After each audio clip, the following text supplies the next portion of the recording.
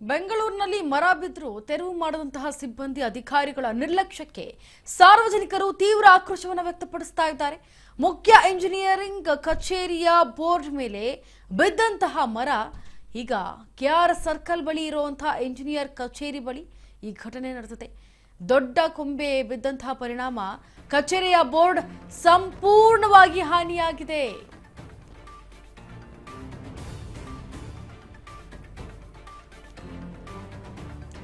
ನೋಡಿ, ಬೆಂಗಳೂರಿನಲ್ಲಿ ಮರ ಬಿದ್ದರೂ ಕೂಡ ತೆರವು ಮಾಡದೆ ಸಿಬ್ಬಂದಿಗಳ ಆಟ ಆಡ್ತಾ ಇದ್ದಾರೆ. ಅಧಿಕಾರಿಗಳ ನಿರ್ಲಕ್ಷ್ಯಕ್ಕೆ ಈಗ ಸಾರ್ವಜನಿಕರು ತೀವ್ರ ಆಕ್ರೋಶವನ್ನು ವ್ಯಕ್ತಪಡಿಸ್ತಾ ಇದ್ದಾರೆ.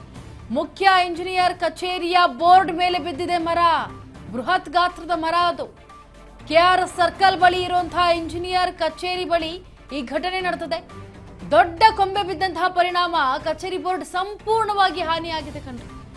ಒಂದು ವಾರ ಕಳೆದ್ರೂ ಅಧಿಕಾರಿಗಳಿಂದ ಯಾವುದೇ ಕ್ರಮ ವಹಿಸಿಲ್ಲ. ಅಲ್ಲಿ ಫುಟ್ಪಾತ್ ಮೇಲೆ ಮರ ಬಿದ್ದು ಪಾದಚಾರಿಗಳಿಗೆ ತೊಂದರೆ ಆಗ್ತಾ ಇದೆ ಒಂದ್ ಕಡೆ, ಆದ್ರೂ ಕೂಡ ಡೋಂಟ್ ಕೇರ್ ಅಂತಿದ್ದಾರೆ ಅಧಿಕಾರಿಗಳು.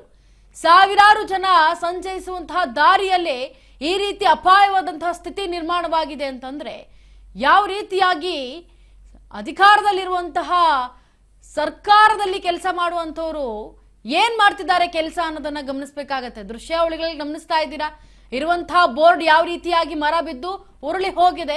ಜೊತೆಗೆ ಫುಟ್ಪಾತ್ ಮೇಲೆ ಬಿದ್ದಿರುವಂತಹ ಮರದ ಕೊಂಬೆ ಅದು ಯಾವ ರೀತಿ ಬಿದ್ದಿದೆ ನೋಡಿ. ದಾರಿಯಲ್ಲೇ ಅಪಾಯವಾದಂತಹ ಸ್ಥಿತಿ ನಿರ್ಮಾಣವಾಗಿದೆ ಅಂತಂದ್ರೆ ಅದನ್ನ ತೆರವು ಕಾರ್ಯ ಮಾಡ್ಬೇಕಲ್ವೇ? ಅದನ್ನ ಮಾಡದೆ ಆರಾಮಾಗಿ ಕೂತಿದ್ದಾರೆ ಅಧಿಕಾರಿಗಳು ಅಂದ್ರೆ ಏನರ್ಥ? ಆರಂಭವಾಗಿಲ್ಲ, ಇನ್ನೂ ಕೂಡ ಪೌರ ಕಾರ್ಮಿಕರು ಗೈರಾಗಿದ್ದಾರೆ. ಜೆಬಿ ಅಧಿಕಾರಿಗಳ ವಿರುದ್ಧ ಈಗ ಸ್ಥಳೀಯರು ಗಂಭೀರವಾಗಿ ಆರೋಪ ಮಾಡ್ತಿದ್ದಾರೆ. ಒಂದು 2 ವಾರ ಆಗಿದೆ ಸರ್, ಎತ್ತಾನೆ ಇಲ್ಲ, ಓಡಾಡೋಕ್ಕೆ ತೊಂದರೆ ಆಗ್ತಾ ಇದೆ. ದಯವಿಟ್ಟು ಸ್ವಲ್ಪ ಬೇಗ ಎತ್ತಿಸ್ಬಿಡಿ. ಇದರಿಂದ ಫುಟ್ಪಾತ್ ಜನಗಳಿಗೆ ತೊಂದರೆ ಆಗ್ತಾ ಇದೆ. ಓಡಾಡೋಕ್ಕೆ ದಾರಿಯಲ್ಲಿ ಬಿದ್ದಿದೆ ನೋಡಿ ಫುಟ್ಪಾತಲ್ಲಿ. ಯಾವಾಗ ಎತ್ತಿಸ್ತೀರಾ? ಈ ಫುಟ್ಪಾತಲ್ಲಿ ಮರ ಬಿದ್ದು ಒಂದು 2 ವಾರ ಆಗಿದೆ ಸರ್, ಎತ್ತಾನೆ ಇಲ್ಲ, ಓಡಾಡೋಕ್ಕೆ ತೊಂದರೆ ಆಗ್ತಾ ಇದೆ. ದಯವಿಟ್ಟು ಸ್ವಲ್ಪ ಬೇಗ ಎತ್ತಿಸ್ಬಿಡಿ. ಇದರಿಂದ ಫುಟ್ಪಾತಲ್ಲಿ